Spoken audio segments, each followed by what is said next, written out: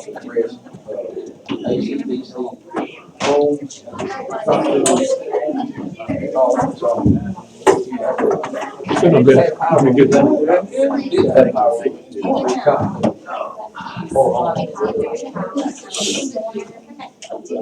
Right, man.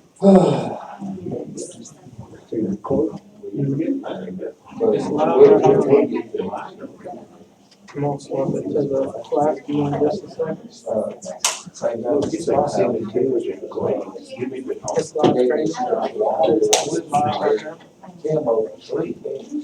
Good luck.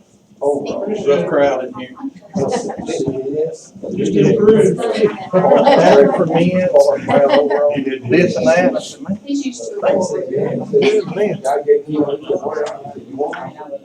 How'd you do, son? 207. Is that your best? But it was good. What's your best? Or no, man. I'll still be going. Yeah. What's your best? 146. Oh, wow. How'd they hold up? Good. Any pain? My brother, he run with me, and he'd hurt his ankle last week, and so I ran with him. Kept his pace? But your knee held good and everything?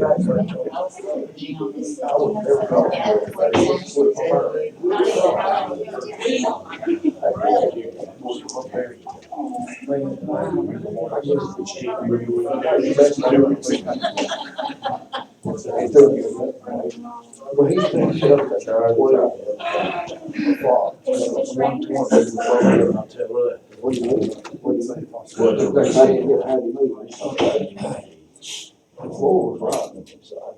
So we stopped, it's got a wood on the front, or about that much of wood. So we took our main rock, taking the stalk and everything. Oh, man. Good. So we looked over. No, we on top. And pulled it out straight out. Sorry. Bad headache all day long, so. He breathed. Right, yeah. Because it slid. I guess it's early, I guess I'll have to shut the door. No, I was about to say, I'll take that as my cue if you want to. And pulled it around, and pulled it backwards towards the road. And he got it.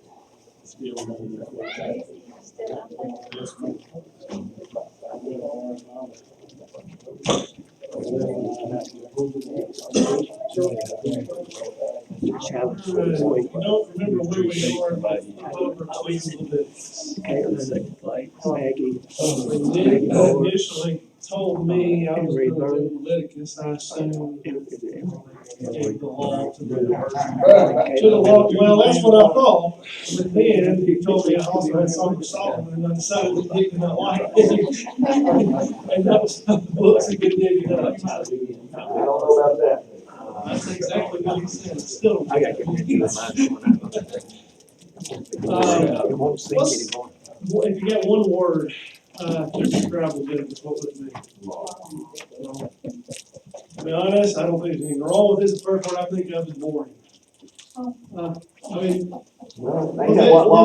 I would say Leviticus is probably the one book more responsible for chewing up your yearly Bible reading plan than any other. I was actually talking to a parent. We'll get to that later. I argued with them about something here today. And I usually, I might read that once, but then I'm going to skip through it the next couple of times. So, I mean, people do that. We tend to think maybe it doesn't apply to us anymore because it's so detailed about the old law. It doesn't necessarily apply to us. Anybody else have any other words they think of? Rituals. A lot of rituals. When you read through it fully, like I admit, I can't remember the last time I really read through Leviticus and paid attention to it. Holiness, I would say, is probably the one word best to describe Leviticus. That is the theme of the book. If you look at, we'll bounce around with Leviticus 20:26. If you had to say a proof text maybe from the whole book. God says, you are to be holy to me because I, the Lord, am holy, and I have set you apart from the nations to be mine. I think that's probably the theme of Leviticus. Obviously each translation is going to be a little different, but depending on the translation, the exact word holy holiness or that idea is going to be mentioned about over 80 times in the chapter. So that's really what I want us to be thinking about. Holiness being set apart, being apart from the world. About the book generally, the name, I think it's pretty obvious. Leviticus means the book of the Levites. Generally, this is going to be more concerned with the priests and the Levites specifically. Most scholars say the book was written probably around 1144, 1145 BC. The author is Moses. That's pretty easy to tell because all throughout this, I'm just looking here, chapter 21, chapter 22, and so on and so on. The Lord spoke to Moses, the Lord spoke to Moses, the Lord spoke to Moses. So this is God giving this information directly to Moses. Some people argue that, some skeptics and others argue that that's not the case, that this might have been written by a later priest or something, but to do that, I think you have to reject clear references throughout the scripture, and also you have to reject Jesus' teachings. Matthew 84, Luke 2:22, Jesus quotes to people from the book of Leviticus, and he says, and you heard from Moses. So Jesus references that Moses is the author of the book. This has taken place, we did Exodus, Damon did Exodus last week, and we talked about the Israelites are on their way out of captivity, now they're wandering in the wilderness. This is during the wilderness period. There's a camp there at Sinai. Yes, I'm a little jealous of Damon. He got to sit here and talk about all the really interesting stories that were in Exodus. King next. I got Song of Solomon next, if you want to try. so Exodus, there's interesting story after interesting story after story. That's not the way Leviticus is set up. This is more just, and honestly, it's probably the longest book we have where it's just God talking, because these are God's words directly to Moses. There's not a lot of storylines, with some exceptions. Obviously, you got the story of Nadab and Abihu in here later on. When I was reading this, I thought it was pretty interesting. The book of Leviticus is actually the very first book a Jewish child will study. They're not starting with Genesis or actually anything like that. The law was so important to the Jews that this is actually where they'll begin. And it's this book that almost all deals with these rules and regulations that are to govern the relationship between Israel, which is God has developed now that covenant relationship with these people and himself. One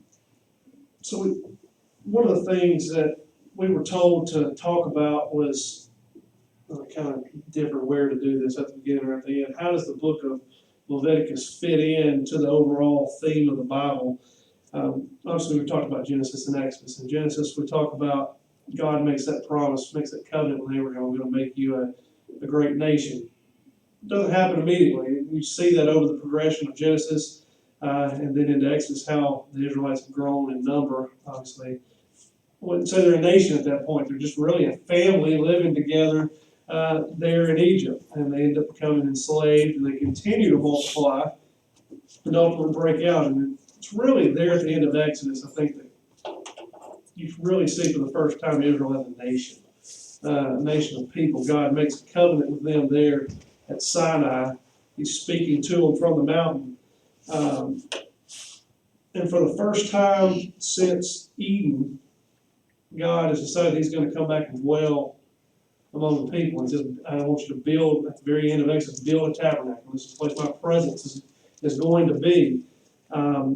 He's not just going to talk individually, one-on-one with chosen people anymore. He's actually going to dwell in a particular place right in the heart of the camp. And that's going to change things a bit. God, as we talked about there in Leviticus 20, is holy. And now that he's going to be in the midst of the people, how can this sinful people live in the presence of a perfect and holy God? And holiness is essential for them too. And that's the whole point of all these rules and regulations, is bridge that gap. How can these people be in the presence of God? And when we start to go through all these things too, one thing I don't hear this as much as I used to. It must be because of my college and kind of out of the touchy-feely part of being around people. But I used to hear a lot. I don't know if this was just my generation or not. People would say, I love Jesus, I'm a Christian, but I hate religion. Religion is man-made. Anybody that says that's never read the Bible, okay? Well, God created religion in the book of Leviticus. Extreme detail as to what he required, extreme detail as to what was expected of these people. So that's just kind of an aside. You get that for free. That this is not a man-made creation. I am a horrible, horrible drawer. But I'm going to do the best. Actually, no, I'm not. Because I'm never going to fit it into there. What I'll do is I'm going to pass these out. Nick sent me a video, and it's if you ever are on YouTube, I think you mentioned it early on about the Bible Project. There's just short videos. Over the course of the video on Leviticus, they kind of did this chart as they drew, and I like how they broke it up. They basically said there's 7 sections, and they kind of put squares and moved in. The outside, the very beginning of the book and the very end are sort of the ritual sections. In the beginning, you've got ritual sacrifices. The 7th at the end is going to be your ritual feast days. Directly inside of those are discussions about priests. In the beginning, you have the ordination of Aaron and his sons as priests. In the end, you have some, right before the feast days, you have specific requirements for the priests. They have some things that they have to do, that how even physical characteristics that they have to have in order for the priests to set them, if you will, a step above the average Israelite. And then in between those sections, you have purity sections. Again, you sort of have all the unclean animals that we think about a lot of times, this laundry list of things. Eat this, don't eat this.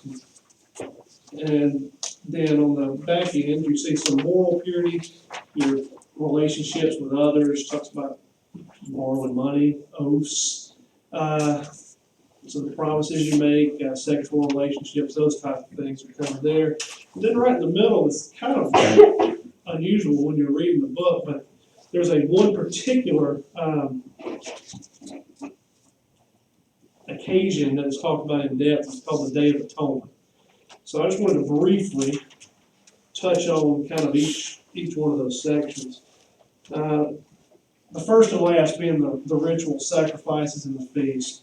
Basically, when you read through the first 8 chapters, or 7 chapters of Leviticus, you're dealing with the sacrifices. There's 2 types of sacrifices. There's some that are sort of, they don't necessarily explicitly say this, but when you read through there, that they're sacrifices of praise, of a general nature. Just I'm thankful to you for thank God for who you are.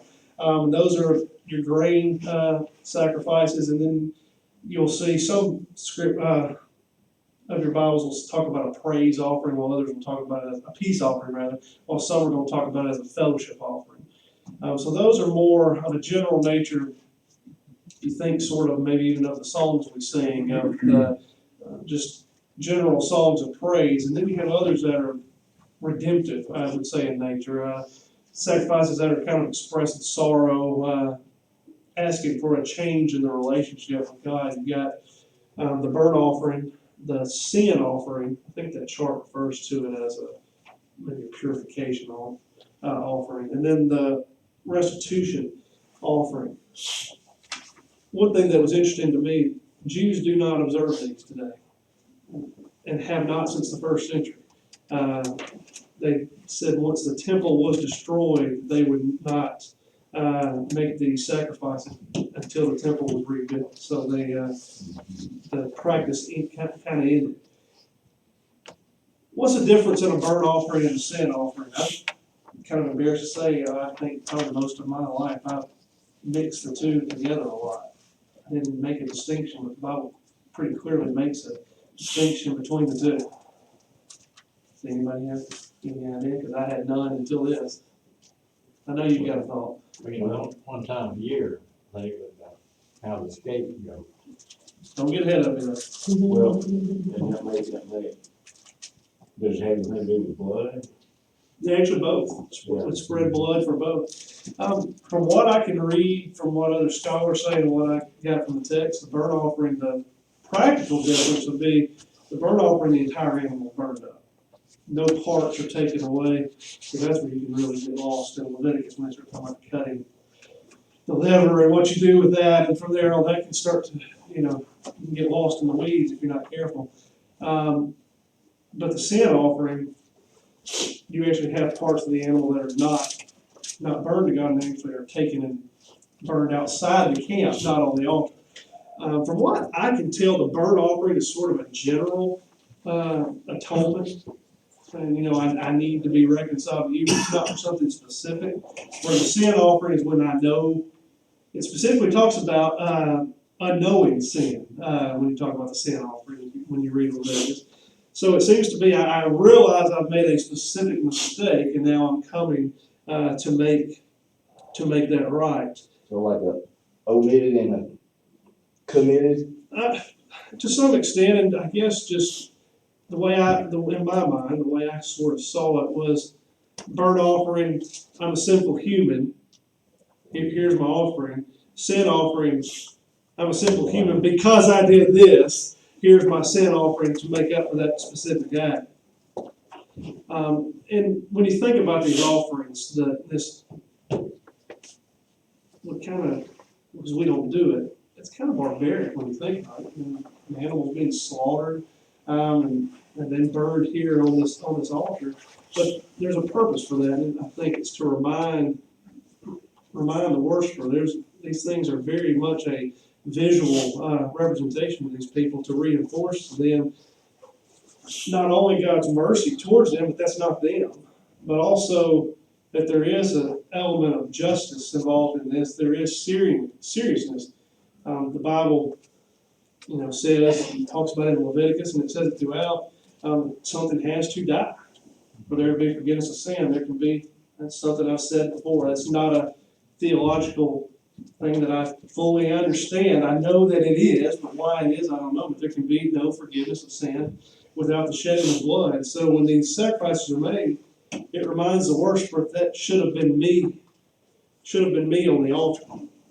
In a practical standpoint, the worshiper would place his hands on the animal, be it a cow, be it a goat, or some other animal. It should maybe make you think of another instance in the Bible where not an animal, but shortly thereafter when Moses is nearing the end of his life and nearing the end of his service to Israel, Joshua is going to become the new leader. What does Moses do to him? He lays his hand on him and sort of anoints him as the new leader, but it also seems to be signifying that this man is taking my place.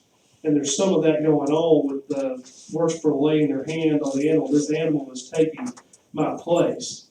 And there's also some thought among scholars and others that there's maybe a symbolic, this is me transferring my sin to the animal when I do that. Real quickly, Sure. say the owner of the animal had to do the killing too. So it wasn't like you give the animal to somebody else kills it. So there's a lot of emotion, a lot of emotional attachment to that as well. And financial attachment. That's one thing. There's some argument on this, but when you talk about the grain offering, some people say that's a cheap option maybe for people who could not afford to bring a cow or a goat. But then I saw what other commentators took a totally opposite view. He says these people are in the wilderness. Grain is not something that is abundant for them. It's not something that they have plenty of. So when they are making an offering of what grain they have, this is an extreme sacrificial act. It means something to them. They're actually taking food out of their mouth. So it's something to think about. I don't want to get caught up in this too bad, but I do kind of want to know now because I got into Mandy with it, and there was a group text with my parents and my sister and Mandy.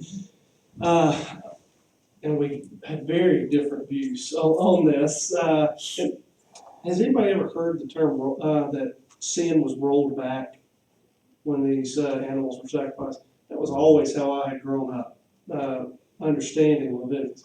I don't know that I necessarily agree with that. After studying this a little more, and there's actually, now that I've reviewed it, there's a lot of dispute among people in the church, and it seems to be primarily among us. So when you look this up, it's an argument between us. Does this roll back sins, or do these sacrifices actually have some element of forgiveness of sins?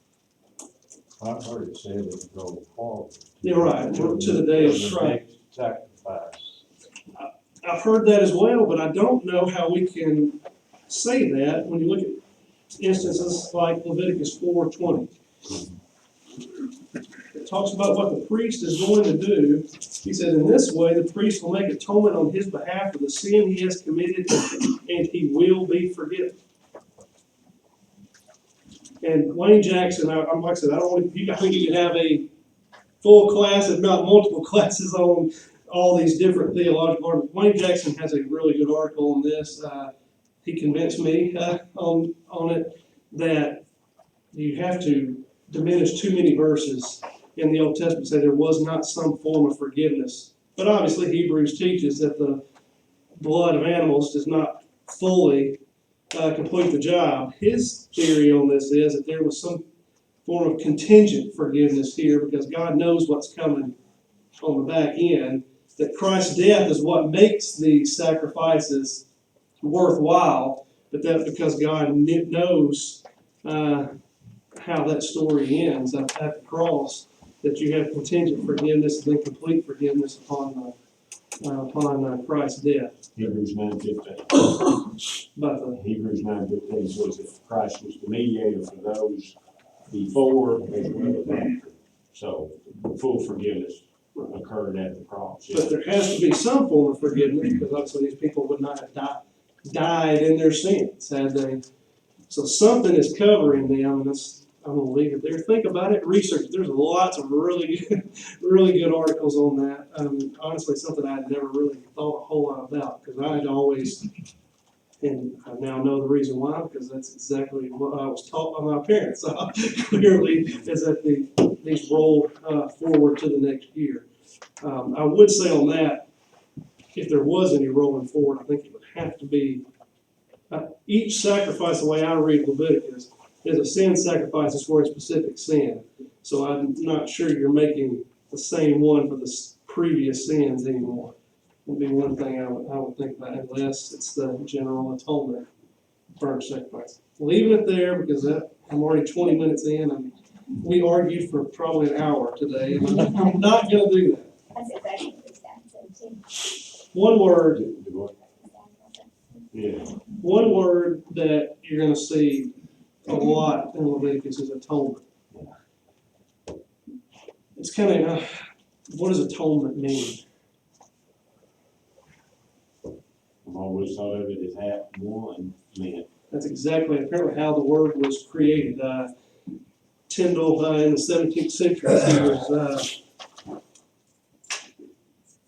his translation of the Bible will say, he came across and he was trying to come up with a term for what he saw described in the scriptures, and it was bringing someone from a sinful state into a right relationship with God, so it was making them at one with God. So that's what that word means. So you're going to see it a lot.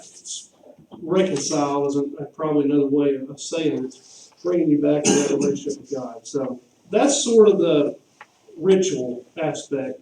Then you talk about the priest. One thing to remember on this is all priests are Levites, but not all Levites are priests. I think sometimes that gets confused. So in chapters 8 and 9, you see the ordination of the priest. And the priests in this time are representing the people to God, but they're also, when you look at this, they're representing God to the people in some ways too, because they're leading their worship to them. And then at the back end of the book, when you're looking at chapters, say, 21, and so the priests have these extra requirements. You've got to live this particular way. You cannot have these physical deformities.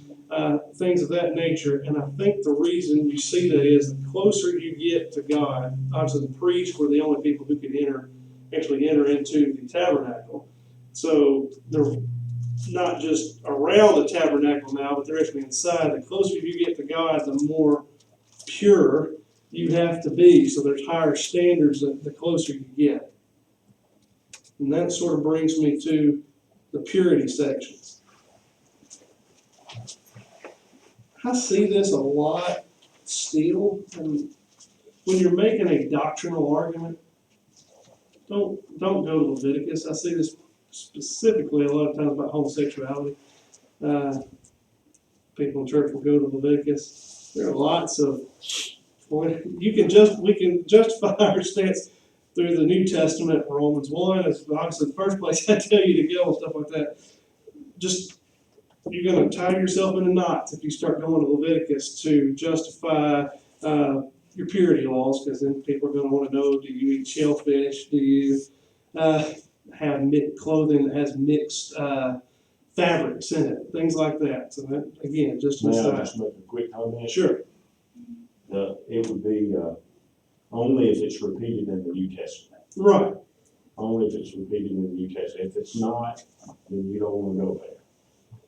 And I agree with that, but I would say too, if it's repeated in the New Testament, we can avoid a lot of potential arguments if we're going to the Old. So it's just a lot easier to do that, because skeptics think a lot of times they've got these cute arguments. Well, you only choose that, and you've got all these things. We know that actually study and are believers that while Christ did not destroy the law, he fulfilled the law, and the law is not applicable to us anymore. So those teachings from the New Testament, let's go there. These are important though. They don't apply to us anymore, but why are they here? Why does God have these so stringent requirements for diet, clothing? For their own good. And there's a lot of different views. There are some medical professionals that say dietary reasons. There are others that say, well, it's social stigmas at the time. I think the best explanation, though, is I can't remember if it's in this book or if it was on that Bible project. All these things that God says don't do are things that people around the Israelites were doing. So by not engaging in these behaviors, not doing these things, they're becoming very different from the people around them. God expects his people to be distinctive, and that didn't end under the old law. That's a repeated command to us. And I think of ecclesia, the called out. We're not to be like those around us, not conform to the world. So when we look at these type of laws, it made the Israelites very different. And it also shows how sin can damage the relationship with God. One thing also to remember here is uncleanliness. You see that a lot in this ritual purity section, the first third of the book. Uncleanliness does not equal sin. That can happen by coming in contact with blood or dead carcass that you have to deal with. That's not sinful, but it does mean you're unclean. It only becomes sinful is if you try to go into the presence of God in that manner. There are certain things you've got to do, nothing significant, a short amount of time, wait, sacrifice, those type of things to become clean again. So it's not the uncleanliness that is a problem. But it shows you that God, how special he is. He could not be in the presence of something that was unclean. His presence was totally off limits. Now they're right in the middle. This is what Charlie was bringing up a minute ago, was the Day of Atonement. So, like I said, at the end of the book, there's a lot of feast days that are mentioned. If you ever hear the Jewish term Yom Kippur, it's the same thing. That's the Day of Atonement. It's one of the most serious days probably in the entire, it's the height of the Jewish calendar.